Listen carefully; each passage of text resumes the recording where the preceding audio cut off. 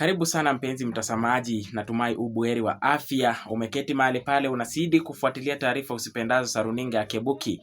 Mimi ni Peter Achevi, ni mengi tuliokuandalia kwa siku ya leo. Karibu. Naam, maswali yameibuka miongoni mwa wakaazi wa jiji la Nairobi, sehemu za Bahati na Kanairo. Hii ni baada ya vijana watatu kutoweka wasijulikane waliko. Maswali yakiibuka miongoni mwa wazazi wa vijana hao, huku wakiuliza kama vijana hao wametekwa nyara au ni wapi waliko. Wanaitaka serikali kuwajibika kuwatafuta vijana hao ili waweze kupatikana, kwani wamezua huzuni na majonzi miongoni mwa familia. Familia hiyo imewasilisha kesi hiyo katika koti kuu, huku wakiomba serikali kuingilia kati na kufanya utafiti ni nini chanzo cha kutoweka kwa vijana hao. Ben Kirui amehudhuria kesi hiyo na hii hapa taarifa yake. Takriban wiki mbili tangu kesi za kutoweka kwa vijana wengine 6, hatimaye kesi nyingine ya kutoweka kwa vijana watatu imesikilizwa katika jiji la Nairobi, eneo la Bahati na Kanairo. Vijana watatu wametoweka hii leo baada ya wazazi wao kuwaona mara ya mwisho jana usiku. Walipoonekana jana, walikuwa wanafanya mazoezi ya kunyoosha viungo vya mwili. Kisha kuanzia hapo wazazi wao hawakuwapata wanao wakiwa wamerudi nyumbani. Vijana hao walitoweka wasijulikane waliko, huku wazazi wakidhania kwamba vijana hao wametekwa nyara na kikosi kisichojulikana.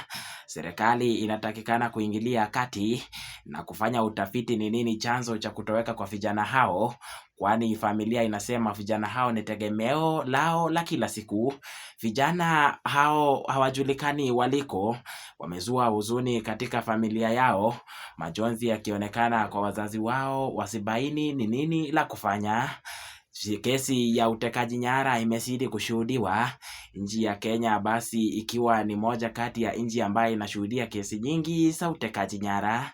Je, kesi hii itapata kupungua au litaongezeka kabisa? Ben Kirui, runinga ya Citizen, Nairobi. Naam, asante sana Ben Kirui kwa taarifa hiyo. Kwingineko ni kwamba leo imekuwa Jumapili ya Pasaka, Wakristo wakiadhimisha siku ya kufufuka kwa Yesu Kristo. Makanisa yalifurika Wakristo wengi ambao walidhihirisha imani yao hiyo kwamba Kristo ni mwokozi wao na alikufa msalabani kwa ajili yao. Baadhi ya Wakristo walifika kanisani mapema zaidi na kuanza ibada ya kila siku. Wakiongozwa na viongozi wa dini, walipata kupokea meza wa Bwana na wakapata kuadhimisha siku hii ya kipekee, wakisema ni sikukuu ya Pasaka ambayo imewapa kumbukumbu ya mateso aliyopitia Bwana Yesu. Gatete Njoroge anatuarifu zaidi. Leo hii katika dunia nzima wakiadhimisha siku ya kufufuka kwa Yesu Kristo, ikiwa ni Jumapili ya Pasaka, Wakristo walifika katika makanisa mbalimbali na kuanza kusherehekea sikukuu hii, ikiwa ni sikukuu ya kukumbuka mateso aliyopitia Yesu Kristo aliposulubiwa bila makosa yoyote yale. Alishikwa na kusulubiwa, basi akakufa kwa ajili ya dhambi za Wakristo. Inaaminika kuwa Yesu alikufa msalabani ili kubeba dhambi zetu zote, pamoja na lawama ambayo tulipaswa kuhukumiwa, ila kifo chake kikafungua mlango na tukapata mlango wa msamaha.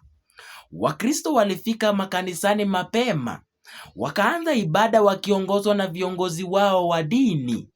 Walipata kupokea meza ya Bwana na kuashiria mwili wa Yesu Kristo na damu yake iliyomwagika msalabani. Hii ni imani ambayo Wakristo wanapaswa kufuatilia, kwani Yesu Kristo alikufa kwa ajili ya dhambi zetu. Runinga ya Kebuki iliungana na Wakristo katika kanisa la Bahati, tukapata kushiriki katika ibada ya leo na kuidhinisha siku hii ya kipekee. Gatete Njoroge, runinga ya Kebuki. Naam, asante sana Francis Mtalaki